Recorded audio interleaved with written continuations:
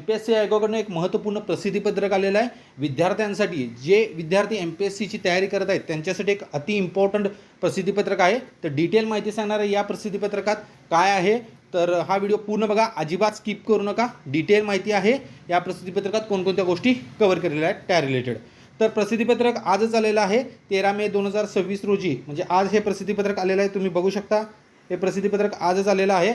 आणि प्रसिद्धीपत्रकाचा विषय आहे भरती प्रक्रियेतून बाहेर पडण्याचा, ऑप्टिंग आउट व संमती विकल्प घेण्याचा पर्याय रद्द करण्याबाबत आणि पसंती क्रमाबाबत आहे.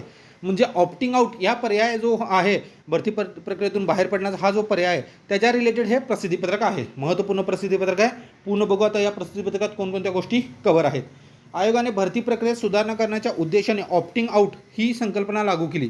या प्रक्रियेद्वारे तात्पुरत्या निवड यादीतील उमेदवारांना भरती प्रक्रियेतून स्वेच्छेने बाहेर पडण्याचा पर्याय देण्यात येतो. आयोगाने दिनांक 13 मे 2026 रोजी या संदर्भात बैठक घेऊन या पर्यायासंदर्भात चर्चा केली व आयोगामार्फत आयोजित सर्व परीक्षांकरता भरती प्रक्रियेतून बाहेर पडणे, ऑप्टिंग आउट हा पर्याय रद्द करण्याचा निर्णय घेतला आहे.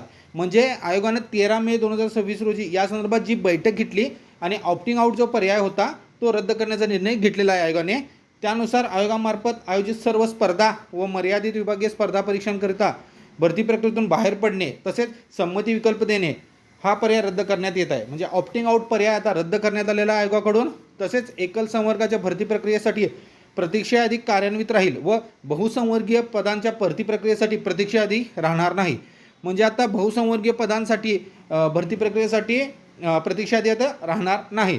बहुसंवर्गीय पद भरतीत उमेदवार ज्या पदावर अगोदरच नियुक्त झाला असेल अशा पदाचा अथवा निम्न पदाचा संबंधित उमेदवाराने जरी पसंतीक्रम दिल्यास त्याचा त्या पदाकरता अथवा निम्न पदाकरता शिफारशीसाठी विचार केला जाणार नाही. सदर निर्णय प्रसिद्धीपत्रकाच्या दिनांकापासून अंमलात येईल. म्हणजे हा जो निर्णय आहे तो प्रसिद्धीपत्रकाच्या दिनांकापासून अंमलात येणार आहे. म्हणजे आज प्रसिद्धीपत्रक आलेलं आहे तर आजपासून हा निर्णय अंमलात येणार आहे. तर इम्पॉर्टंट प्रसिद्धीपत्रक आहे. आता भरती प्रक्रियेतून बाहेर पडण्याचा, ऑप्टिंग आउटचा हा पर्याय रद्द करण्यात आलेला आहे. तर आयोगाच्या महत्त्वपूर्ण प्रसिद्धीपत्रक होते. डिटेल माहिती तुम्हाला या व्हिडिओ रिलेटेड, या प्रसिद्धीपत्रकात रिलेटेड सांगितलेलं आहे. तर thank you for watching my video.